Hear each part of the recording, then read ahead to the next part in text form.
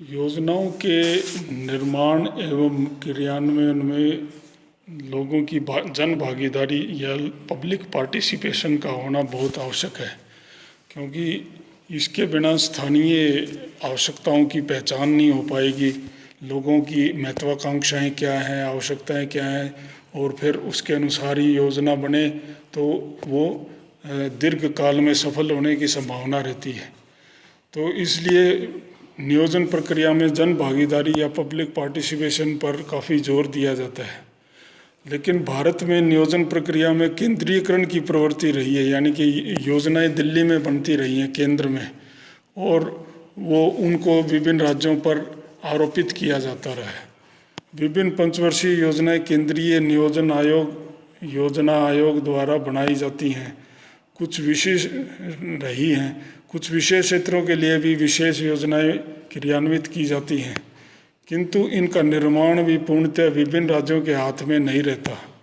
योजनाओं का निर्माण मुख्यतः केंद्रीय स्तर पर ही होता है, जबकि राज्य तथा उनके जिले क्रियान्वयन का कार्य ही मुख्यतः करते हैं। योजनाएं तो केंद्र बनाता रहता है और क्रियान्वयन राज्य करते हैं, तो वो केंद्र में बैठे हुए हर प्रदेश के छोटे छोटे सूक्ष्म क्षेत्रों की समस्याओं की जानकारी हो ही नहीं सकती, तो योजनाएं सही योजनाओं का निर्माण नहीं हो पाता, इसलिए वो सफल भी नहीं होती हैं। केंद्र में प्रधानमंत्री और राज्य में मुख्यमंत्री केंद्रीय तथा राज्य की योजनाओं के निर्माण व क्रियान्वयन के लिए उत्तरदायी होते हैं। कुछ वर्ष पूर्व संसद या विधानसभा सदस्यों को भी कुछ एकमुश्त धनराशि दी जाने लगी, जिससे कुछ स्थानीय आवश्यकताओं की पूर्ति के लिए कुछ शुरुआत हुई। वो स्थानीय आवश्यकताओं के अनुसार कुछ विकास कार्य करा पाते हैं। पूर्व प्रधानमंत्री राजीव गांधी को पंचायती राज व्यवस्था क्रियान्वित करने का श्रेय जाता है। 1993 में 73वें संविधान संशोधन विधेयक को स्वीकार करके पंचायती राज संस्थाओं को स्वशासी निकाय की तरह अधिकार दिए गए। यह वस्तुतः विभिन्न योजनाओं को निचले स्तर तक लाने का एक महत्वपूर्ण प्रयास था।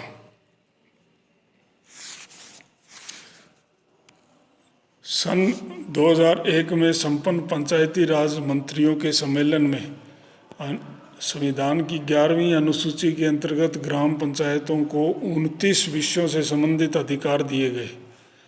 इस प्रक्रिया में प्रशासन तंत्र और जनप्रतिनिधि तंत्र, यानी कि जो लोगों निर्वाचित तंत्र है, राजनीतिक तंत्र को, उनको पारस्परिक सहमति के आधार पर योजना निर्माण एवं क्रियान्वयन का उत्तरदायित्व सौंपा गया। दोनों मिलकर काम करेंगे।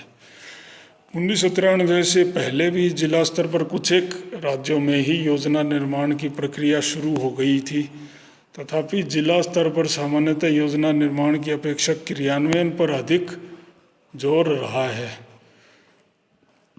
जिला स्तर पर क्रियान्वित ही होती रही है, योजना बनी नहीं है ज़्यादा तक। 1993 में पंचायती राज अधिनियम के आने के बाद माना जा सकता है कि नियोजन प्रक्रिया में जन भागीदारी कुछ हद तक बढ़ी है।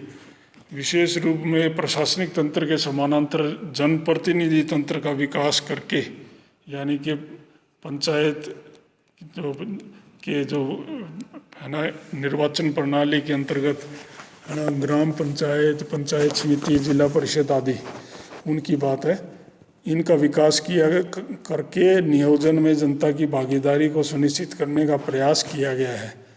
माना जा सकता है कि सभी चुने गए पदाधिकारी या प्रतिनिधि जनता की आकांक्षा का प्रतिनिधित्व करते हैं, और ये भी माना जाता है कि वो स्थानीय समस्याओं से ज़्यादा परिचित होते हैं। विकेंद्रीकृत नियोजन में, यानी कि केंद्र से बाहर, दिल्ली से बाहर निचले स्तर पर जो योजना बनती है, उसमें जन भागीदारी का क्या महत्व है। 3/4 देश की जनसंख्या दूर दराज के गाँवों में भी रहती है। गांव ग्रामीण है, करीब करीब अब भी जनसंख्या का बड़ा हिस्सा सामंती व्यवस्था के अंतर्गत जातीय या धार्मिक आधार पर बटा है। इस विषमता को राजनीतिक दल और बढ़ाते रहते हैं, वो उसको बढ़ाकर अपने स्वार्थों की पूर्ति करते हैं इलेक्शन जीतने के लिए। नियोजन का उद्देश्य सामाजिक आर्थिक समानता को लाकर देश का एक क्रियात्मक इकाई के रूप में विकास करना है। इसलिए नियोजन प्रक्रिया में अधिकाधिक लोगों की भागीदारी को सुनिश्चित करना वांछनीय है, आवश्यक है, उपयुक्त है। सभी समानता लानी है, सभी लोगों को अपने अपने क्षेत्रों के विकास की योजनाएं बनाने में उनको जोड़ा जाना इसलिए अच्छा है, आवश्यक है। इसके लिए नियोजन प्रक्रिया में विकेंद्रीकरण करना होगा।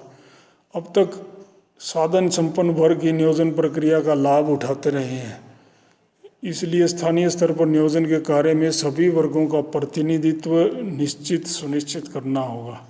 हालांकि इसमें काफ़ी कठिनाइयाँ हैं, क्योंकि इसमें शक्ति संपन्न साधन संपन्न लोगों का है ना, उनका डोमिनेशन रहता है, प्रभुत्व रहता है।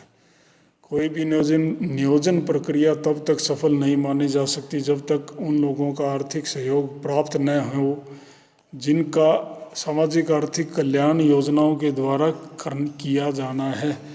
आम व्यक्ति नियोजन प्रक्रिया से स्वयं को जुड़ा हुआ महसूस करे, सहयोग के लिए तैयार रहे और आगे बढ़कर मन लगाकर काम करे, तभी सही मायने में नियोजन सफल हो सकता है।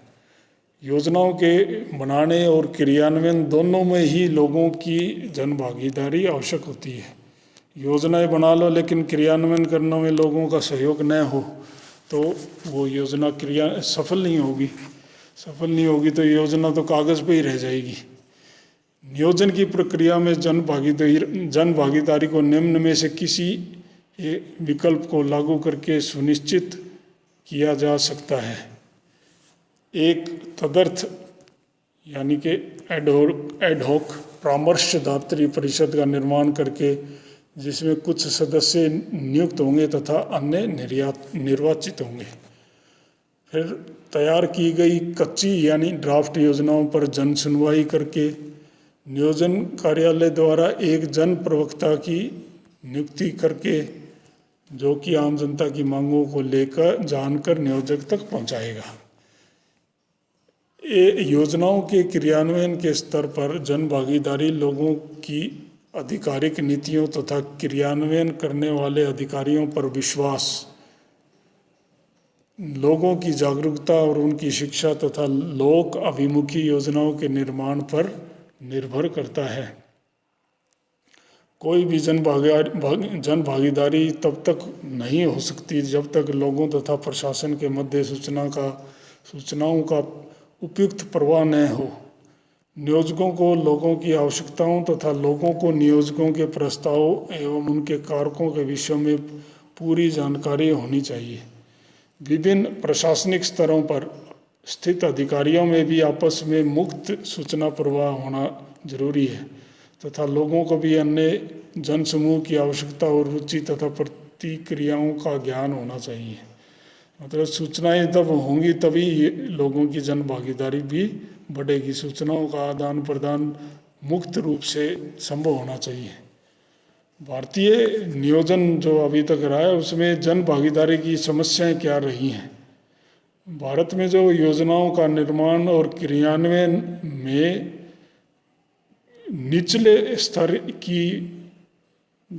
स्तर पर जो आम व्यक्ति है या निचले स्तर की जनतांत्रिक संस्थाएं हैं उनकी भूमिका नाम मात्र की रही है। ग्रामीणों को प्राय पंचायती राज संस्थाओं के प्रति उदासीनता का भाव रखते हुए देखा गया है। ग्राम सभा की बैठकें, प्रशासनिक रिपोर्ट, कर तथा अन्य कार्यक्रमों में लोगों की भागीदारी न्यूनतम ही रही है। इसका कारण यह है कि ग्रामीण समुदाय के अपेक्षाकृत संपन्न वर्गों ने इन संस्थाओं पर नियंत्रण स्थापित कर लिया है और आम ग्रामीण अपने आप को उपेक्षित या अलग थलग महसूस करता है। चुनाव में ही शुरू हो जाता है ऐसी प्रक्रिया। डर, आतंक, रिश्वत, व्यक्तिगत प्रभाव, इस प्रकार के तत्व दिखाई पड़ते हैं। यद्यपि पंचायतों में पार्टियां नहीं होती है तथापि विभिन्न राजनीतिक दल इसमें गहरी रुचि दिखाते हैं क्योंकि इनके माध्यम से स्थानीय स्तर पर निर्णय की प्रक्रिया को प्रभावित करना उनके लिए संभव हो पाता है। ये दल संपन्न ग्रामीण लोगों से हाथ मिलाकर चुनाव को जीतने का प्रयास करते हैं। जिन गांवों को अधिक सहायता तथा परियोजनाएं प्राप्त होती है वहां शासक दल से जुड़े व्यक्ति चुनाव जीते हुए होते हैं। तो ये समस्याएं हैं जो जिसमें समान जो है ना विकास की प्रक्रिया सुनिश्चित करना मुश्किल हो जाता है। इस प्रकार पंचायती राज संस्थाएं मात्र संपन्न लोगों को ही और अधिक संपन्न बनाने का काम कर रही हैं, जबकि निर्धन लोग तो दबाव, आतंक या अलग थलग महसूस करते हैं, पिछड़ा हुआ जीवन जीने को मजबूर हैं। पिछले वर्षों में महिलाओं तथा अन्य वर्गों के सशक्तिकरण के फलस्वरूप कुछ सकारात्मक प्रभाव भी दिखाई पड़ने लगे हैं। महिलाओं के लिए जो पंचायत वगैरह में है ना, जिला परिषद, पंचायत समिति, ग्राम पंचायत स्तर पर जो रिजर्वेशन की गई है उससे परिवर्तन आने लगे हैं। निचले स्तर पर योजनाओं के विकेंद्रीकरण एवं जन सहभागिता को बढ़ाने में कुछ अन्य बाधाएं भी हैं, जैसे निचले स्तरों तक सही मायने में संस्थागत विकेंद्रीकरण नहीं हुआ है। जिला स्तर से नीचे योजनाओं के निर्माण में इसका अभाव है। जिला स्तर के नीचे विकेंद्रीकृत योजनाओं को बनाने में ब्लॉक या खंड या गांव स्तर की भूमिका नहीं है, उसका रोल नहीं है। वित्तीय संसाधनों के आवंटन तथा बजट के प्रावधानों संबंधी निर्णय लेने की प्रक्रिया अभी तक भी केंद्रीयकृत बनी हुई है। जनप्रतिनिधित्व जातिवादिता, परिवारवाद, धर्म और क्षेत्रवाद के कारण दोषपूर्ण बना हुआ है। ये सारी समस्याएं हैं, जातिवाद, परिवारवाद, धर्म या क्षेत्रवाद। निरक्षरता, निर्धनता, राजनीतिक जागरूकता के अभाव में अधिकारों के प्रति उदासीनता पाई जाती है। लोग ज़्यादा शिक्षित या जानकार नहीं हैं, है ना, गरीब भी हैं, जानते हों तो भी वो है ना निर्धन होने से ज़्यादा इनिशिएटिव नहीं ले पाते हैं। निरक्षरता अपने आप में ही अभिशाप है, चीज़ों का ज्ञान ही नहीं हो पाता बहुत सारी। राजनीतिक स्तर पर वर्ग संघर्ष तथा राजनीति का अपराधीकरण योजना निर्माण एवं क्रियान्वयन को भी प्रभावित करता है। यानी राजनीति का अपराधीकरण के कारण योजनाएं सही ढंग से नहीं बन पाती हैं। इन ऐसे तत्वों के दुष्प्रभाव पड़ते रहते हैं। और निम्नतम स्तर पर राजनीतिक नेतृत्व एवं प्रशासन में निहित स्वार्थों पर आधारित गठबंधन, राजनीति और प्रशासन में जो गठबंधन के द्वारा योजना के बनाने और क्रियान्वयन में भी कठिनाइयाँ आती रहती हैं। ऐसे बहुत सारी भारत में विभिन्न प्रकार की समस्याएं हैं जो योजनाओं के विकेंद्रीकरण और उसमें लोगों की जन भागीदारी को संभव नहीं होने देती।